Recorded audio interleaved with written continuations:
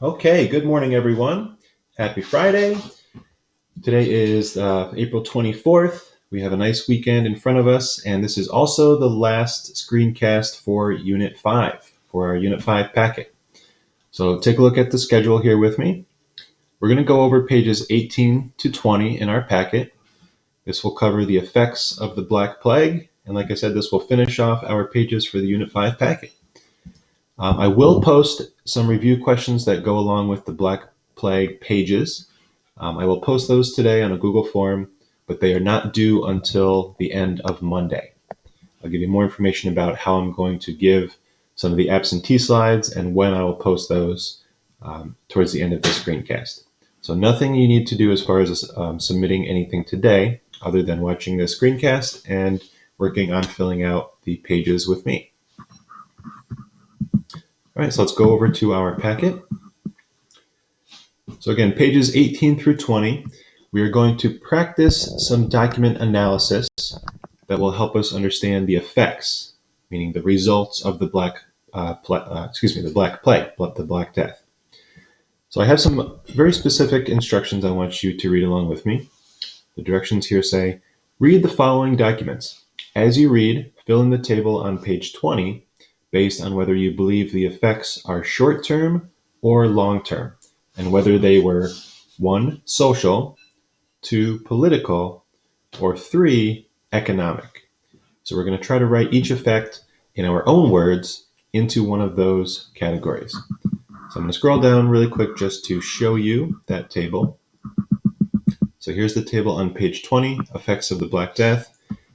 There's a column for short term, a column for long term, and then off to the left, we're going to be highlighting social effects in orange, political effects in purple, and economic effects in pink.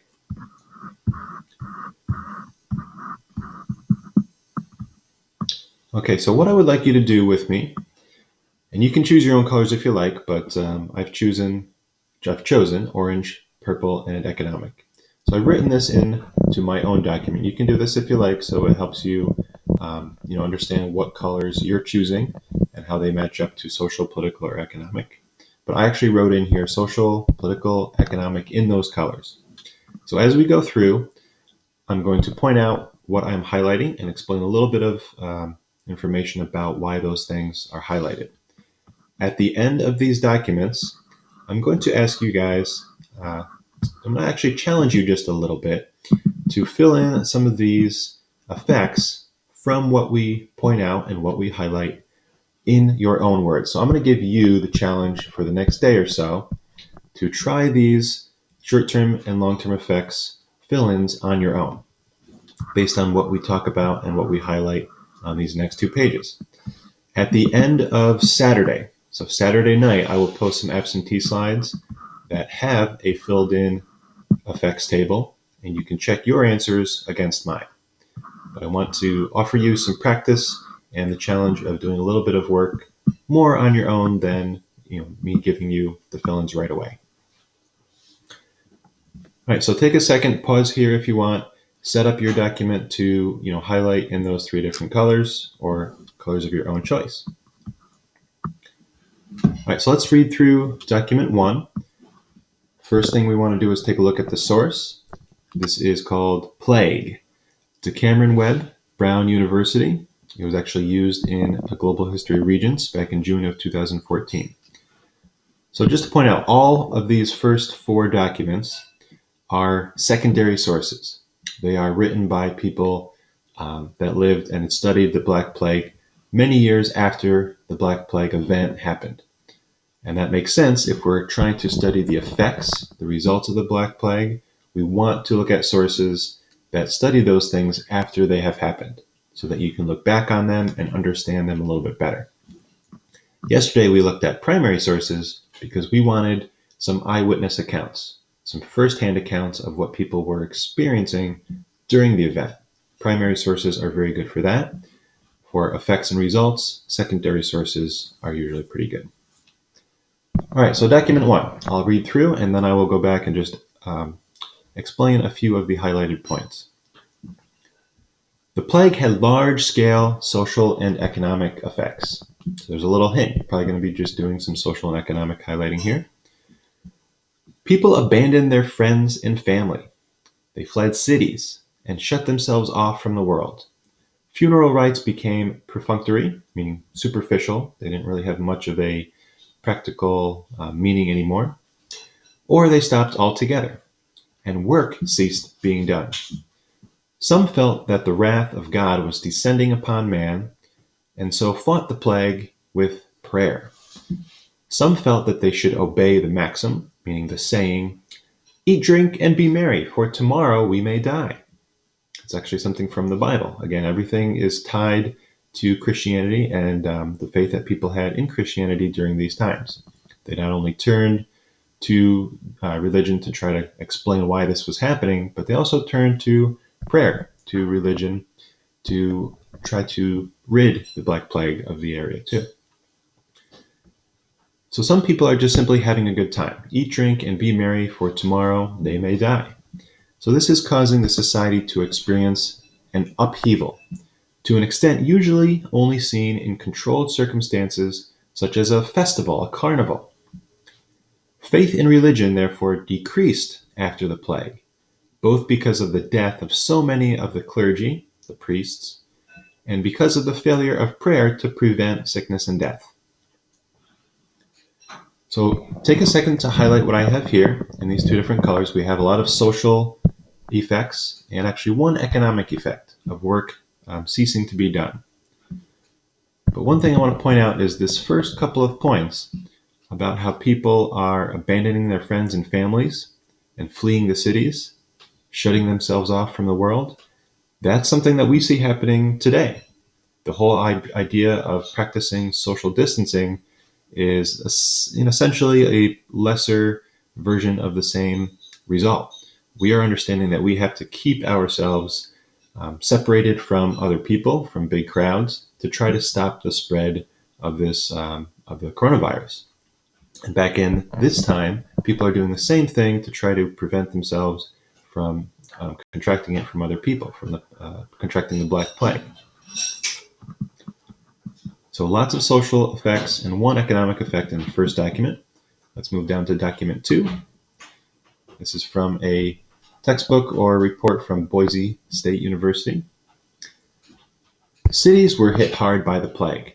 Financial business was disrupted as debtors, who are people who owe money, as debtors died, and their creditors, those who loaned money to the people in the first place, as creditors found themselves without recourse, as without an action or a plan to how to get that money back.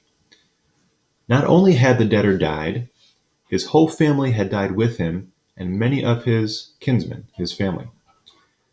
There was simply no one to collect from. So if you lent somebody money back in the Middle Ages during the plague, and most of them and their family died, you didn't have anyone to go to try to collect on that person's debt. Construction projects even stopped for a time and were abandoned altogether in some other instances. Guilds, which are associations of professionals, lost their craftsmen and could not replace them. Mills and other special machinery might break, and the one man in town who had the skill to repair it may have died in the plague. We see towns advertising for specialists as a result of that loss of craftsmen. They would offer high wages for these specialized professions. So there's a lot of economic reasons here. People who owe money are passing away, therefore there's no one to go after to get that money if you are the one who lent it in the first place. There's lots of professional craftsmen that are dying and leaving vacancies, leaving open jobs that are tough to fill because not a lot of people in the Middle Ages had the skill for those types of jobs, like a carpenter or a blacksmith that would make metalworking, horseshoes, swords, things like that. So we're going to see an opportunity later for peasants to be able to take those jobs if they can come up with enough leverage and status and education to move into that position. So take a moment here, pause, and highlight these economic effects before we go on to our next document.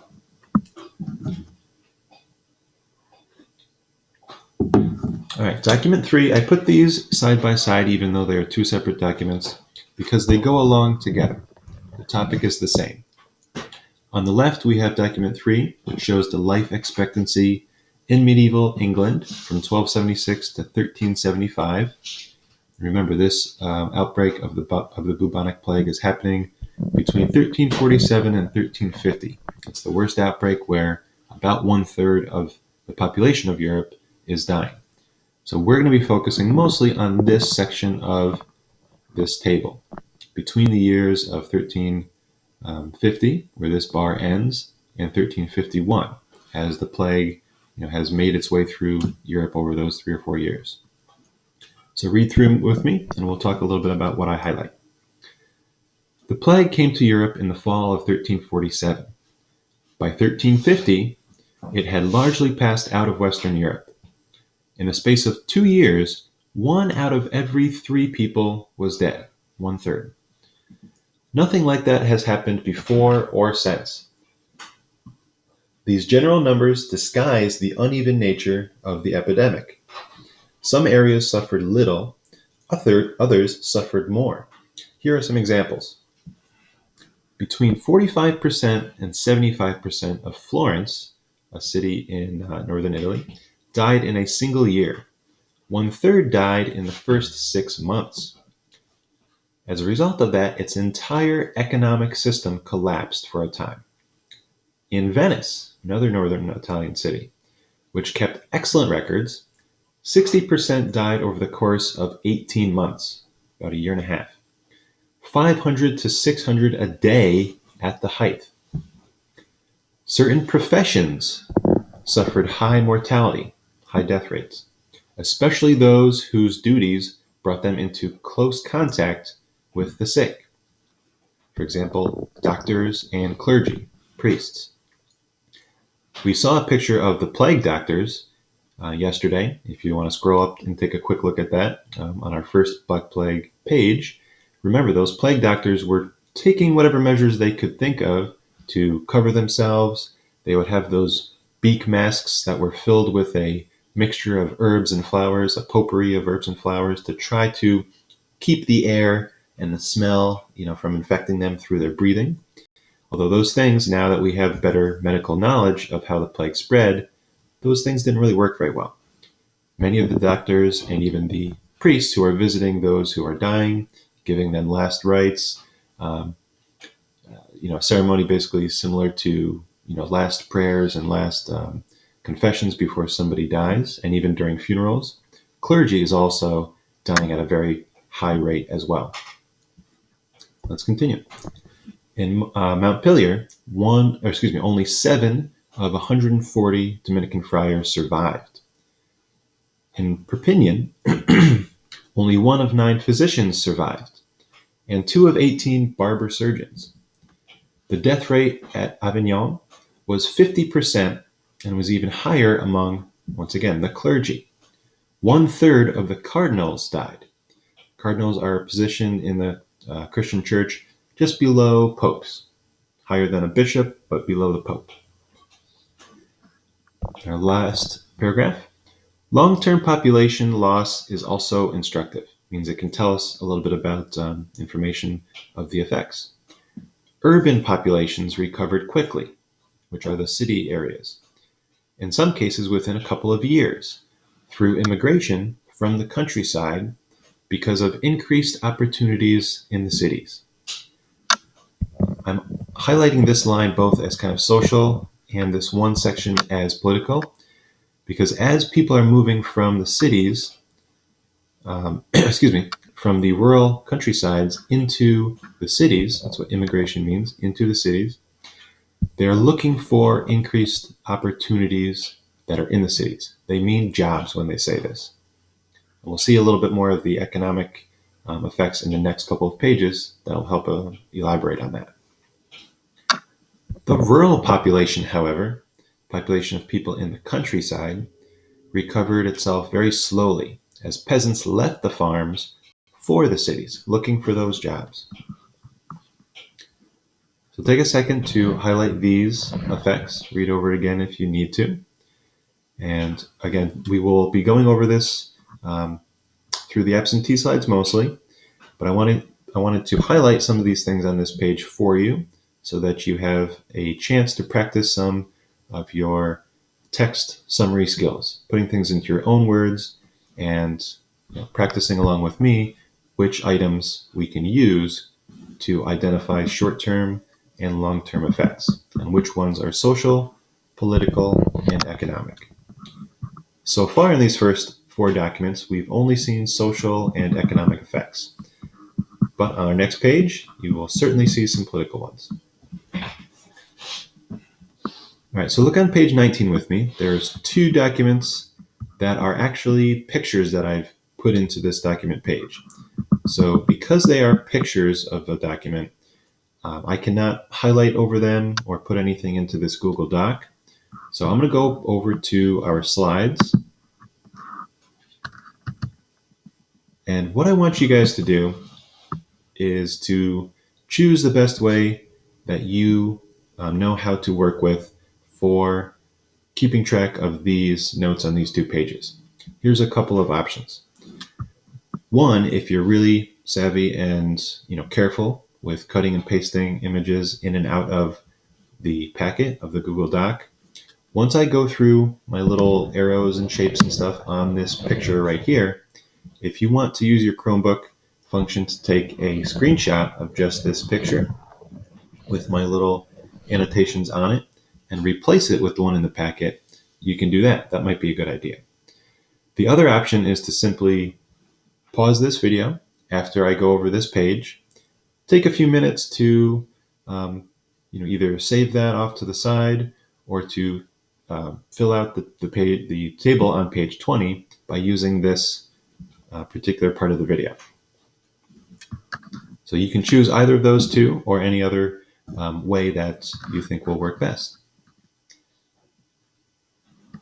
All right, so document 5 at the top of page 19.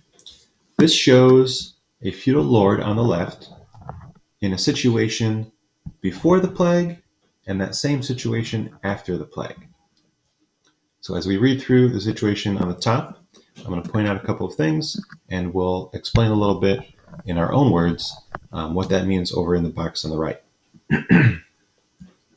So the feudal lord has a situation. He says, "I need 2 men to plow the fields of my manor. How much do I need to pay you?" So he's talking to a group of 6 peasants, 6 workers. So before the plague, this is how this would happen. Some of these peasants would say, 10 gold coins per field would do it for me. 2 gold coins and a meal for this guy over here.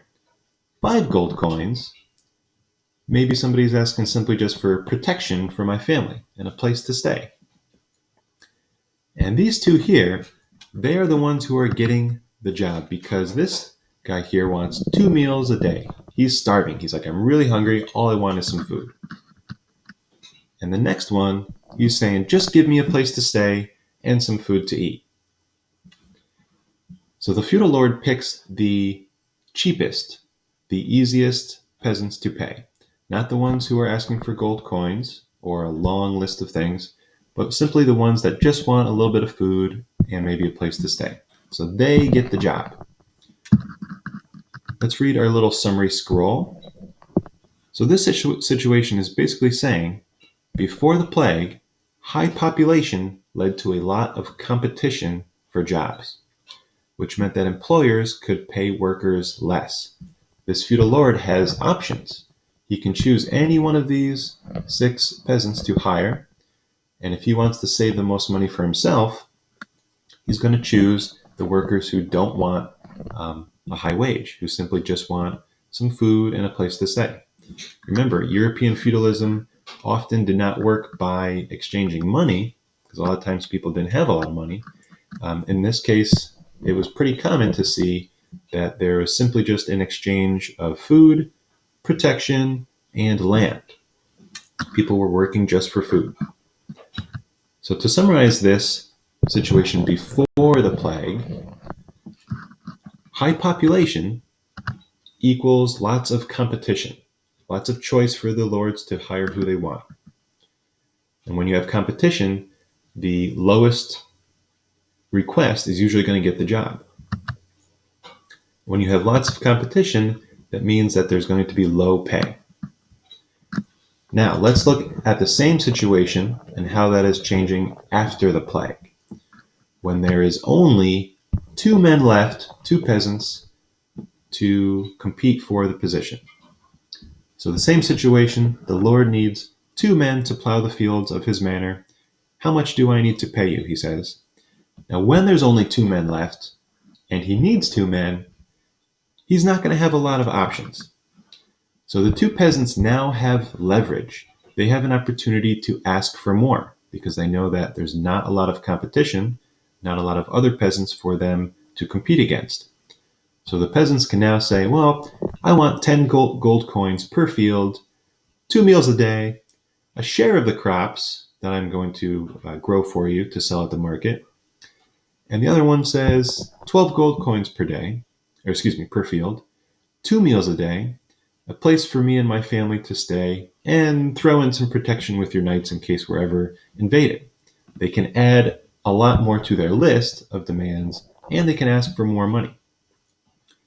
So our summary scroll for this situation after the plague says there were very few people left to work. The plague was killing off many of the peasants. So employers like lords had to pay workers more so they would work for them. This situation is called a labor shortage.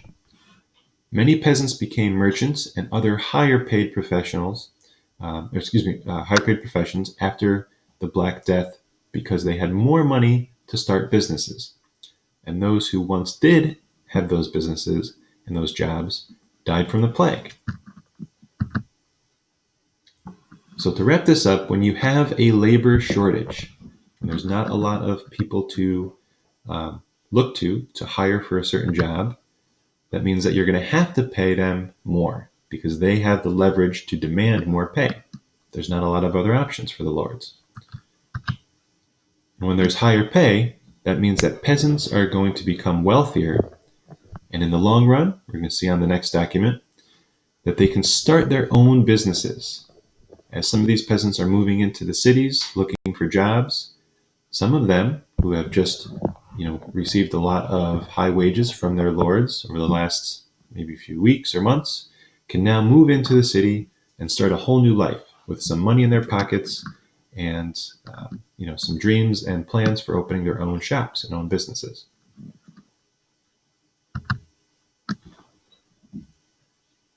All right, so before we go on to document 6, this would be a good spot to maybe pause the video and do your little notations, maybe copy and paste a screenshot of document 5 into your page.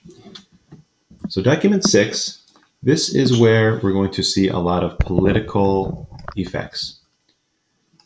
There's a situation for the lords. They have to figure out what to do based on a lot of these problems that are being caused by the plague. So this document shows us some problems on the left, some possible solutions that the feudal lords will think about using to address and solve that problem.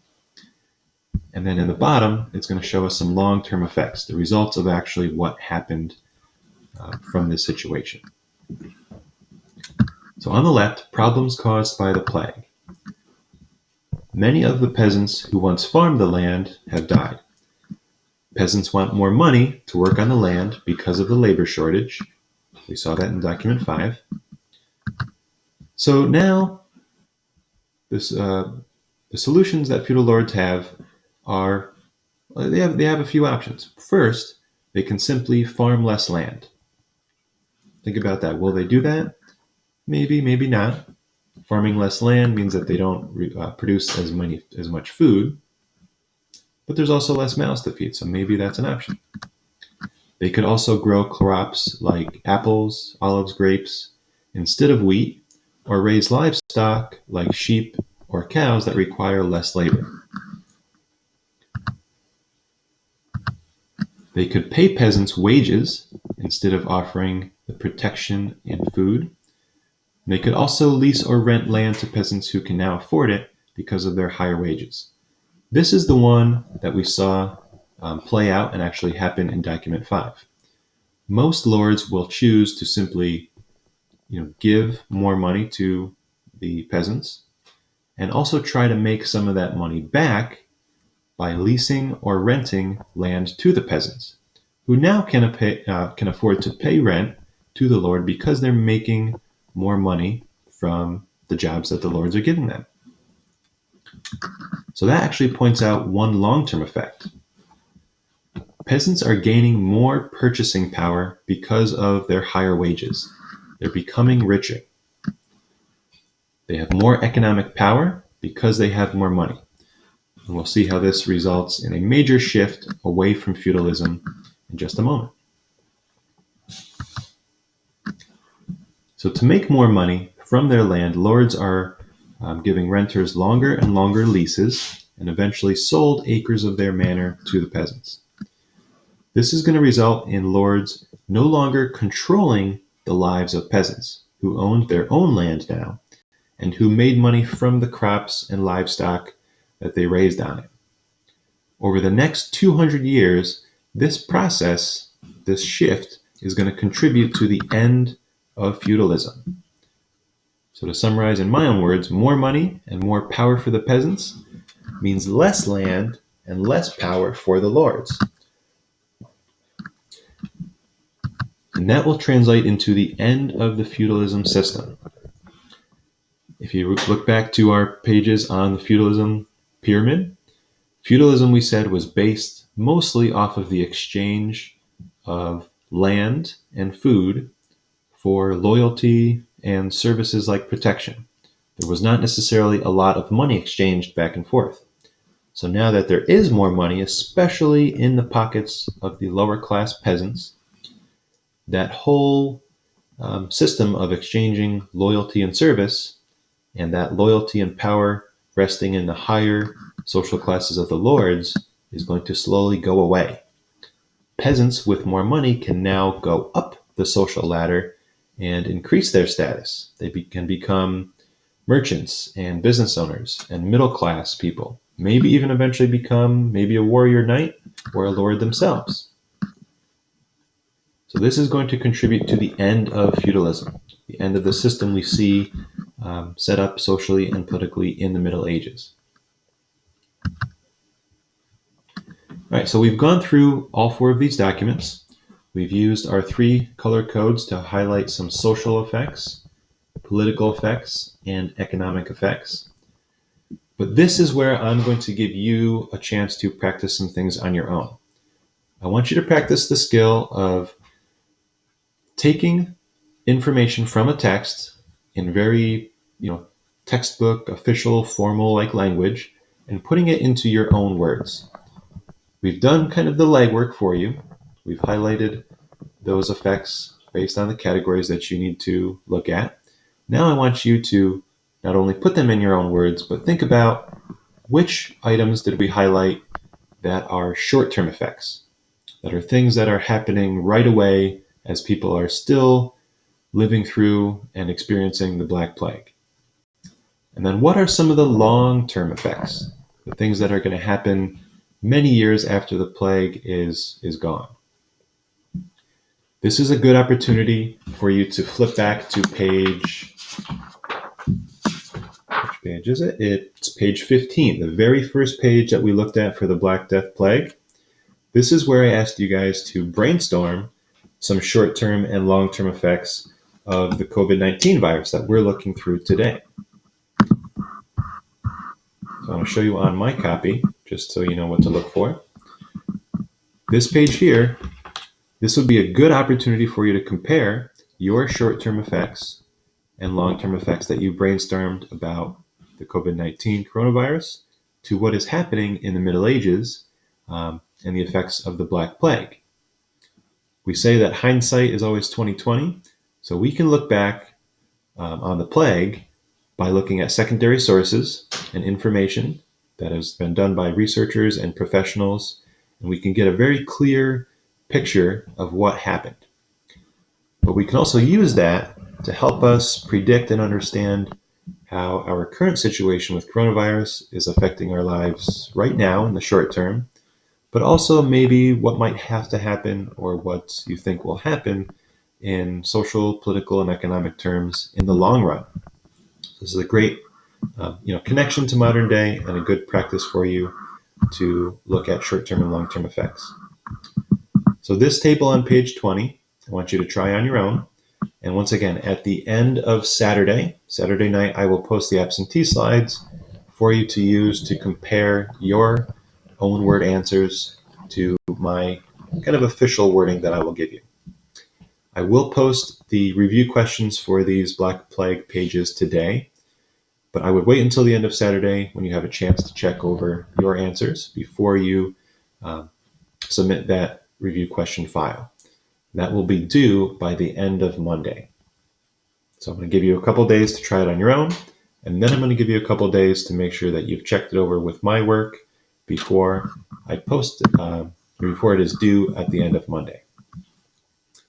And then next week, guys, we will just have a little bit of enduring issues practice and review and a practice test for our Unit 5 material on the Middle Ages. So that is it for today. Feel free to pause these videos at any point when you need a little bit of a moment to do some work, to highlight some things. Some of your feedback has been really good on my on my screencast videos, but some people are saying that they're finding it a little bit hard to go back and forth between watching the video and filling out their own stuff. My tip for you there is to just take the time to pause the video when you need to, so that you have control of the timing, and you can fill out your own stuff and come back to the video whenever you want. All right, guys, have a great weekend. Email me with any questions, and I look forward to going into our next week and finishing off our unit on the Middle Ages. Bye-bye. Stay happy, stay healthy, stay positive.